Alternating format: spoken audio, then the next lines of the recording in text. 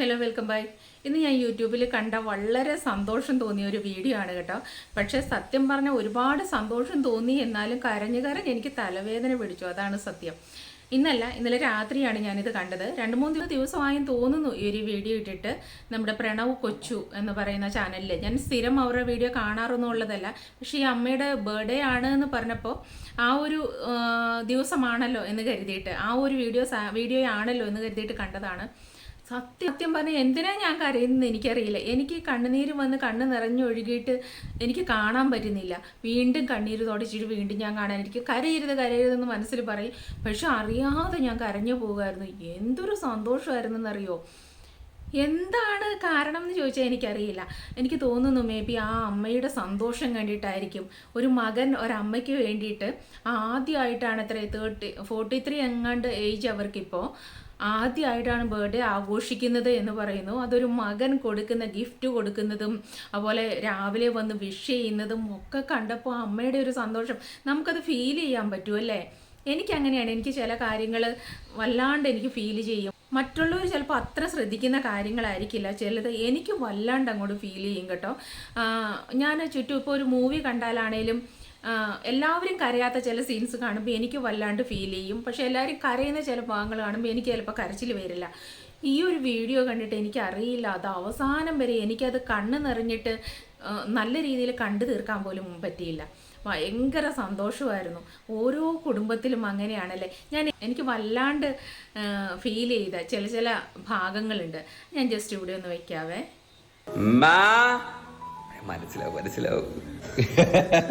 മനസ്സിലായി കാണുമല്ലേ. Happy birthday to you, happy birthday to you, happy birthday, happy birthday, happy birthday to you. ഇതെന്താ മഹാഭാരതം ഇട്ടേക്കുന്നത്, അത് of ചെയ്യുന്നു. ഇന്നാണ് സുഹൃത്തുക്കളെ അമ്മയുടെ ബർത്ത്ഡേ. നമ്മൾ ഇതുവരെ അമ്മയുടെ ബർത്ത്ഡേ ആഘോഷിച്ചിട്ടില്ല. ഇപ്രാവശ്യം എന്തായാലും മറന്നു പോകാൻ പാടില്ല എന്ന് എനിക്കൊരു ഇതുണ്ടായിരുന്നു കൈസ്. ഇത്രയും വർഷം ഞാൻ ജനിച്ചിട്ടേ ഇതുവരെ ആരും ഒരു ഹാപ്പി ബർത്ത്ഡേ പറഞ്ഞിട്ടില്ല.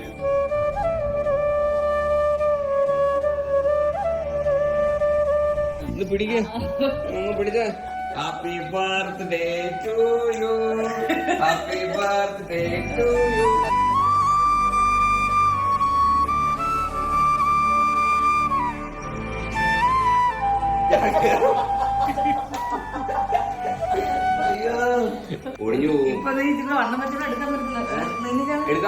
ഞാൻ പറഞ്ഞില്ലേ കഴിഞ്ഞ നിങ്ങൾ നടത്തിയപ്പോ സത്യം പറഞ്ഞ എനിക്ക് സങ്കടം കണ്ണറിഞ്ഞു. കാരണം ഇന്നേ വരെ ഇങ്ങനെ സംഭവം ഞങ്ങൾക്ക് രണ്ടുപേർക്കും ഉണ്ടായിട്ടില്ല. പിന്നെ ചിലപ്പോ 41 വയസ്സിലായിരിക്കും സമയമായോ കേക്ക് കട്ടിയല്ലേ.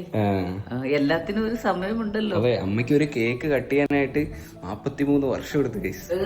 എനിക്ക് സങ്കടം വരുന്നത്. ഇങ്ങോട്ട് എണീറ്റ് വാ. അച്ഛൻ ഉമ്മനും കൊടുത്തില്ല അച്ഛാ. Happy birthday.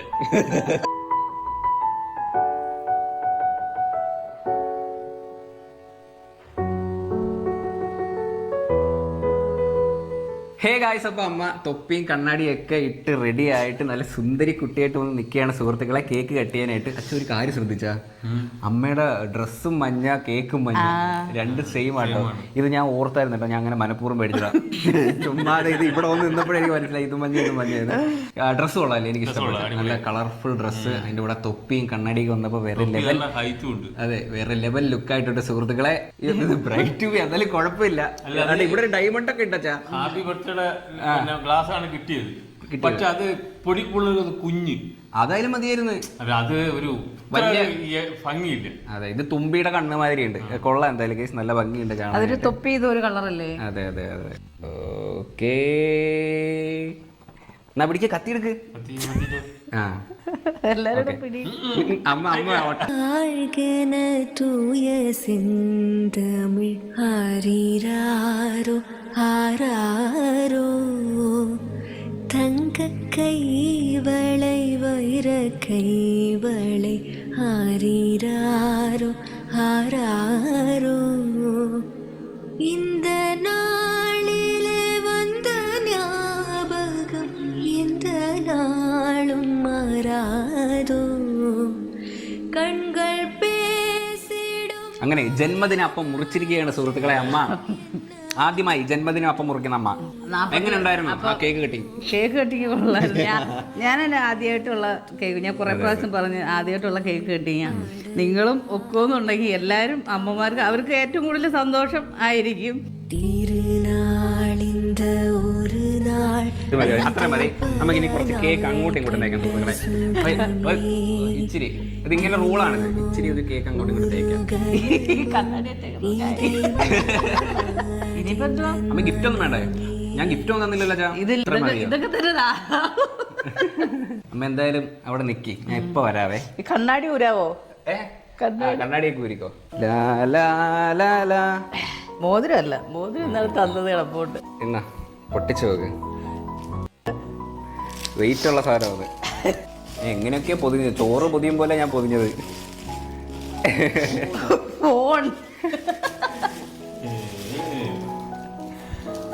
പൊട്ടിച്ചു നോക്ക്, പൊട്ടിച്ചു നോക്ക്. പൊട്ടിച്ചാണ്. നീ പൊട്ടിച്ചോ. അമ്മയുടെ ഫോണെല്ലാം പോയായിരുന്നു കേട്ടോ, ചീത്തയായിരുന്നു. അപ്പോഴേ ഞാൻ വിചാരിച്ചാണ് ഒരു ഫോൺ മേടിക്കണമെന്ന്. അത് പിന്നെ ബർത്ത്ഡേ വരുമല്ലേ അപ്പം കൊടുക്കാന്ന് വിചാരിച്ചോണ്ടേ.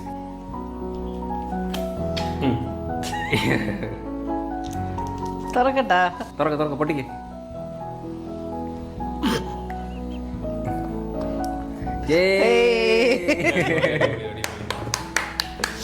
നത്തിങ്ങിന്റെ ഫോണാ കേട്ടോ. ഓക്കെ ഓക്കെ, കൊള്ളാം, ഇഷ്ടപ്പെട്ടാ? ഓണാക്കി നോക്ക്. ഓക്കെ, ഓണായി. അടിപൊളി അടിപൊളി. നത്തിങ് ഇല്ല, സന്തോഷം കൊണ്ടാട്ടോ. നിന്ന് കരയുന്നു.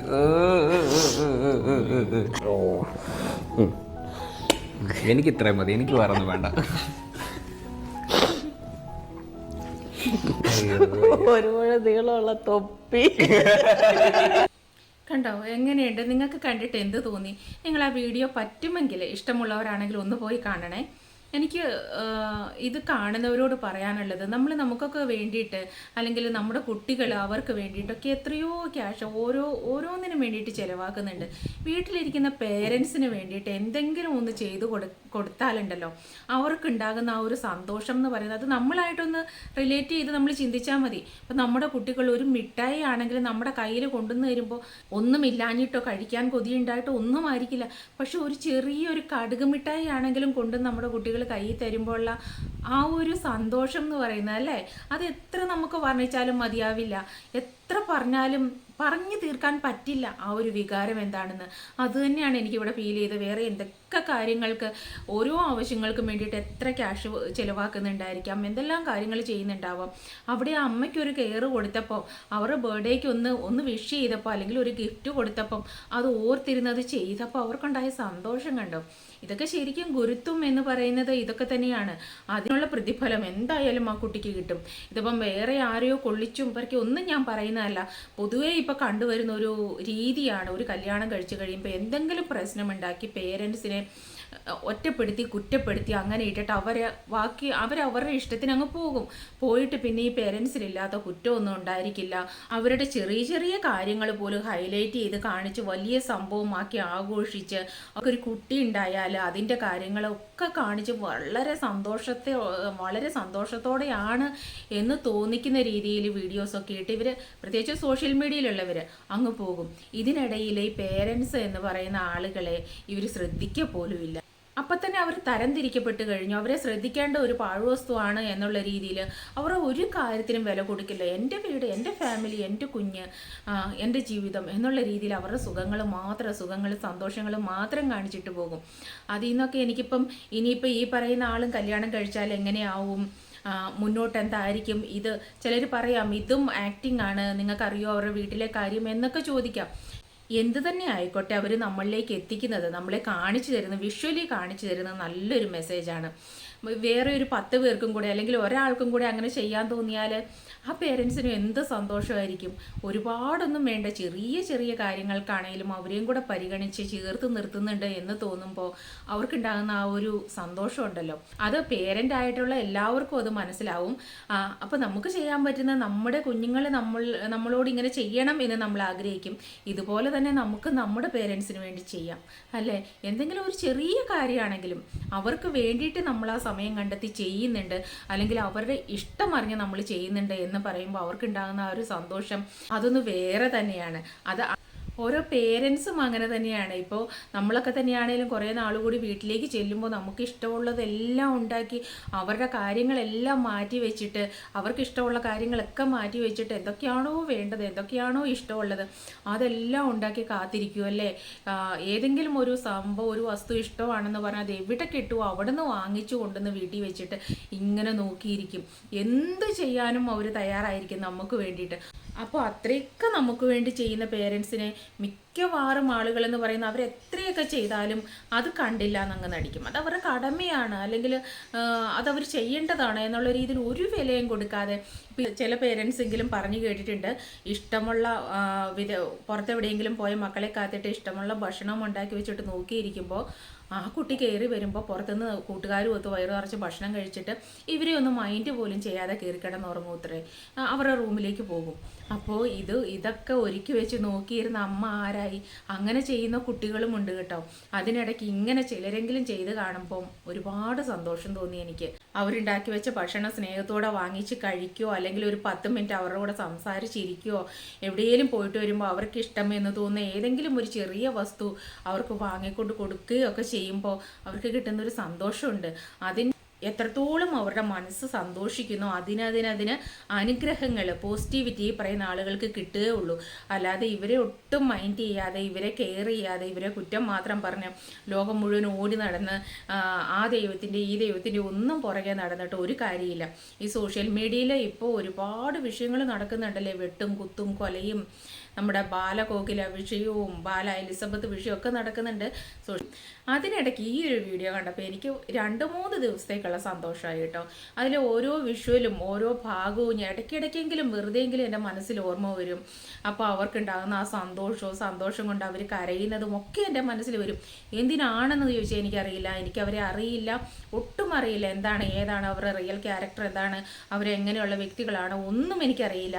എന്തുകൊണ്ടോ എനിക്ക് ഒരുപാട് സന്തോഷം തോന്നി. ചില കാര്യങ്ങൾ എന്നെ വല്ലാതെ ഹേർട്ട് ചെയ്യും. ചില നെഗറ്റീവ് കാര്യങ്ങളാണെങ്കിലും അവരത് ചെയ്തു, അങ്ങനെ ചെയ്യാൻ പാടുണ്ടോ എന്നുള്ളത് കുറേ ദിവസം എന്നെ അലട്ടും. ഇതേപോലെയുള്ള പോസിറ്റീവ് കാര്യങ്ങളാണെങ്കിലും എനിക്ക് ഒരുപാട് സന്തോഷം തരും, ഒരു 2-3 ദിവസത്തേക്കെങ്കിലും. ആ രീതിയിൽ പറഞ്ഞാൽ എനിക്ക് ഈ അടുത്തൊരു സമയത്തിനുള്ളിൽ എനിക്ക് ഇത്രയധികം സന്തോഷം തന്ന വേറൊരു വീഡിയോയും ഉണ്ടെന്ന് എനിക്ക് തോന്നില്ല. അത്രയും സന്തോഷം തോന്നി. അതുകൊണ്ട് നിങ്ങൾക്ക് സമയം കിട്ടിയാൽ, നിങ്ങൾ പേരൻസിനെ സ്നേഹിക്കുന്നവരാണെങ്കിൽ, നിങ്ങൾക്ക് പേരൻസ് ഉണ്ടെങ്കിൽ, നിങ്ങൾ പേരൻസ് ആണെങ്കിൽ ഒക്കെ ഒന്ന് കണ്ടിരുന്നാൽ നല്ല. എനിക്കൊന്ന് വെറുതെ ആൾക്കാർ കണ്ടാൽ പോലും ഒന്ന് കണ്ണു നിറയാത്ത ആരും തന്നെ ഉണ്ടാവില്ല എന്ന് എനിക്ക് തോന്നുന്നു. അത് സങ്കടം കൊണ്ടല്ല, സന്തോഷം കൊണ്ടുള്ള കണ്ണുനീര്. അപ്പോൾ എനിക്ക് ഇത്രയും സന്തോഷം തോന്നിയ ഒരു വീഡിയോ കാണുമ്പോൾ ഞാൻ അതിനെ പറ്റിയിട്ട് നിങ്ങളോട് സംസാരിക്കണ്ടേ, അതുകൊണ്ട് ഈ വീഡിയോ ചെയ്താണ്. അടുത്തൊരു വീഡിയോ ആയിട്ട് നമുക്ക് വീണ്ടും കാണാം. താങ്ക്